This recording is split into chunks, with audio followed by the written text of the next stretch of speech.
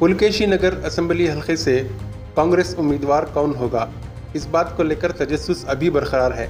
जहां उलमा की एक जमात ने अखंड श्रीनिवास मूर्ति को इस हलके से उम्मीदवार बनाने की सख्त मुखालिफत की है, वहीं अखंड श्रीनिवास मूर्ति को एतमाद है कि कांग्रेस पार्टी इस बार उनका साथ नहीं छोड़ेगी। उलमा की तरफ से अखंड श्रीनिवास मूर्ति को टिकट देने की मुखालिफत करते हुए कल जो मीटिंग की गई, आज उस पर रद्द-ए-अमल जाहिर करते हुए अखंड श्रीनिवास मूर्ति ने सालार से खुसूसी बातचीत के दौरान कहा कि अगर उनसे कोई गलती हुई है तो वो उलमा किराम से मुलाकात करके उससे रुजू करने के लिए तैयार हैं, लेकिन वो ये बात वाज़ह करना चाहते हैं कि डीजे हल्ली के फसाद के दौरान घर उनका जला, नुकसान उनका हुआ, अब टिकट के मरहले में क्या सज़ा भी उन्हीं को भुगतनी पड़ेगी।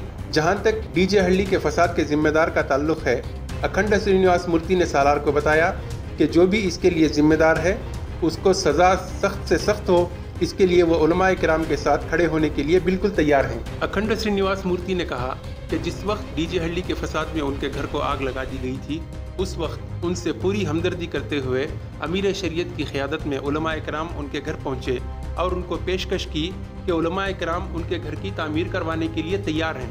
उस वक्त इन्होंने कहा था कि उन्हें सिर्फ उलमा किराम की दुआएं चाहिए। आज भी वो इसी बात पर कायम है कि उनके लिए उलमा किराम की दुआओं की ज़रूरत है। ಕೆಲವು ಉಲಮಾಗಳು ಒಂದು ಮೀಟಿಂಗ್ ಮಾಡಿದ್ರು। ಆ ಮೀಟಿಂಗಲ್ಲಿ ಕಾಂಗ್ರೆಸ್ ಹೈಕಮಾಂಡ್ ಜೊತೆಯಲ್ಲಿ ಅವರು ಬೇಡ್ಕೊಂಡಿದ್ದಾರೆ, ಯಾವ ಕಾರಣಕ್ಕೂ ಪುಲಕೇಶಿ ನಗರ ವಿಧಾನಸಭಾ ಕ್ಷೇತ್ರದ ಟಿಕೆಟ್ ನಿಮಗೆ ನೀಡಬಾರ್ದು ಅಂತ। ಅದರ ಬಗ್ಗೆ ತಮ್ಮ ಪ್ರತಿಕ್ರಿಯೆ ಏನು?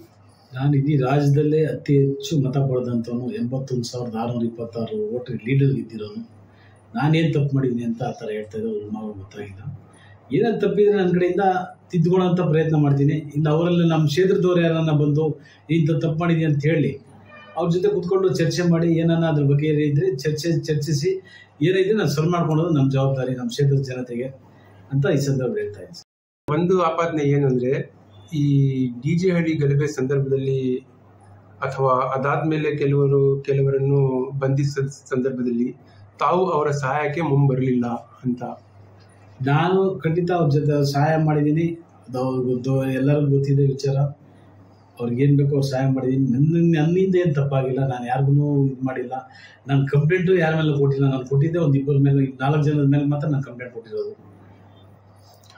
ನಿಮ್ಮ ಮೇಲೆ ಇನ್ನೊಂದು ಏನಂದ್ರೆ, ಕೆಲವು ಹುಡುಗರು ಇನ್ನೂ ಒಳಗಡೆ ಇದ್ದಾರೆ UAPA ಕೇಸಸ್ ಅಲ್ಲಿ, ಅವ್ರಿಗೆ ಜಾಮೀನು ನೀಡಬಾರ್ದು ಅಂತ ನಿಮ್ಮ ಕಡೆಯಿಂದ ಏನು?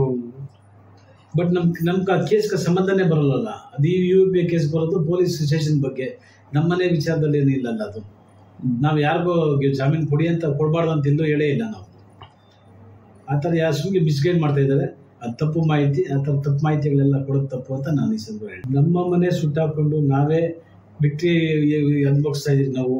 ಆ ಥರ ನೋವು ನಮ್ಗೆ ಶಿಕ್ಷೆ ಕೊಡೋಕೆ ಹೋಗಬೇಡಿ. ಯಾಕಂದರೆ ಯಾರು ಅಪರಾಧಿಗಳಿದ್ದಾರೆ ಅಂಥವ್ರು ಶಿಕ್ಷೆ ಕೊಡೋಣ. ನಾನು ನಿಮ್ಮ ಜೊತೆ ಕೈ ಜೋಡಿಸ್ತೀನಿ. ಯಾರು ತಪ್ಪು ಮಾಡಿದ್ರೆ ಅಂಥವ್ರು ಶಿಕ್ಷೆ ಕೊಡಲಿ, ನಾವು ನಿಮ್ಮ ಜೊತೆ ಸೇರ್ತೀರಿ. ತಪ್ಪು ನನಗೆ ಯಾಕೆ ಶಿಕ್ಷೆ ಕೊಡ್ತಾ ಇದ್ದೀರಾ? ಈಗ ಟಿಕೆಟ್ಗೂ ತೊಂದರೆ ಕೊಡೋಂಥ ಸರಿ ಇಲ್ಲ. ಉದ್ಮಗಳ ಎಲ್ಲ ಹಿರಿಯರಲ್ಲಿ ಮೂಲ ಹಿರಿಗಳಲ್ಲಿ ಕೇಳ್ಕೊತಾ ಇದ್ದೀನಿ, ನನಗೆ ಯಾವುದೋ ಈ ಥರ ತೊಂದರೆ ಕೊಡೋಕೆ ಹೋಗಬೇಡಿ. ನಾನು ನಿಮ್ಮಲ್ಲಿ ಒಬ್ಬ ಅಣ್ಣ ತಮ್ಮ ಥರ ಇದ್ದೀನಿ. ನಮ್ಮ ಕ್ಷೇತ್ರದ ಜನತೆ ಎಲ್ಲ ನಾವೆಲ್ಲ ಒಗ್ಗಟ್ಟಾಗಿದ್ದೀರಿ. ಹಿಂದೂ, ಮುಸ್ಲಿಂ, ಕ್ರಿಶ್ಚಿಯನ್, ಸಿಖ್, ಜೈನ್, ಮಾರ್ವಾಡಿಸ್ ಎಲ್ಲ ನಾವೆಲ್ಲ ಒಂದು ತಾಯಿ ಮಕ್ಕಳ ಥರ ಹೋಗ್ತಾ ಇದ್ದೀವಿ ನಮ್ಮ ಕ್ಷೇತ್ರದಲ್ಲಿ. ಇಲ್ಲಿ ಗಂಟೆ ಯಾವುದೇ ಈ ಥರ ಪ್ರಾಬ್ಲಮ್ಗಳಾಗಿಲ್ಲ.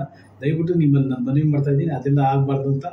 ದಯವಿಟ್ಟು ನೀವೆಲ್ಲ ನನಗೆ ಸಹಕರಿಸ್ಬೇಕಂತ ನಾನು ನಿಮ್ಮಲ್ಲಿ ಮನವಿ ಮಾಡ್ತಾ ಇದ್ದೀನಿ.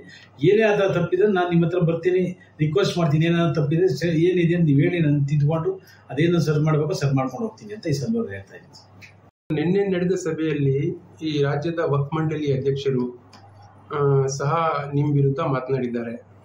ಅದರ ಬಗ್ಗೆ ತಾವು ಏನು ಹೇಳಿ? ನೋಡಿ, ನಮ್ಮ ಪಕ್ಷ ಕಾಂಗ್ರೆಸ್ ಪಕ್ಷ. ನಮ್ಮ ಪಕ್ಷದವರು ನಾವು ಯಾರ್ಯಾರು ಹಿರಿಯರಿದ್ರೆ ಅವ್ರ ಹತ್ರ ನಾವು ಮನವಿ ಮಾಡ್ಕೊಂಡಿದ್ದೀರಿ. ನಮ್ಗೆ ಅದಕ್ಕೆ ಸಂಬಂಧ ಇಲ್ಲ. ಯಾರೇ ತಪ್ಪು ಮಾಡಿದ್ದು, ನಾವು ಯಾವುದು ತಪ್ಪು ಮಾಡಿಲ್ಲ. ನಾನು ತಪ್ಪು ಮಾಡಿದ್ರೆ ನಂಗೆ ಶಿಕ್ಷೆ ಕೊಡಿ. ನಾನೇನು ತಪ್ಪು ಮಾಡಿ ಮನೆ ಸುಟ್ಕೊಂಡು ನಾನೇ ಕೊನೆಗೆ ನನಗೆ ಇಂಥ ಶಿಕ್ಷೆ ಕೊಡೋದು ತಪ್ಪು. ಯಾಕಂದರೆ ನಮ್ಮ ಅರಬಿ ಕಾಲೇಜ್ ದೊಡ್ಡ ಗುರುಗಳು ಬಂದು ಮನೆ ಕಟ್ಕೊಡ್ತೀನಿ ಅಂತ ನಮ್ಮ ಜಮೀರಣ್ಣ ಈ ಗುರುಗಳೆಲ್ಲ ಬಂದು ಹೇಳಿದ್ರು. ನಾನು ಅವರ ಆಶೀರ್ವಾದ ಒಂದಿದೆ ಸಾಕು ಅಂತ ನಾನು ಅವ್ರ ಕೈ ಜೋಡಿಸಿ ಕೇಳ್ಕೊಂಡಿದ್ದೀನಿ. ಅಂಥವ್ರು ಹಿರಿಯರ ಆಶೀರ್ವಾದ ನಮಗಿದ್ರೆ ಒಳ್ಳೇದಾಗುತ್ತೆ ಅಂತ, ಗುರುಗಳ ಆಶೀರ್ವಾದ ಬೇಕು ಅಂತ ಈ ಸಂದರ್ಭದಲ್ಲಿ ಹೇಳಿದ್ದೀನಿ.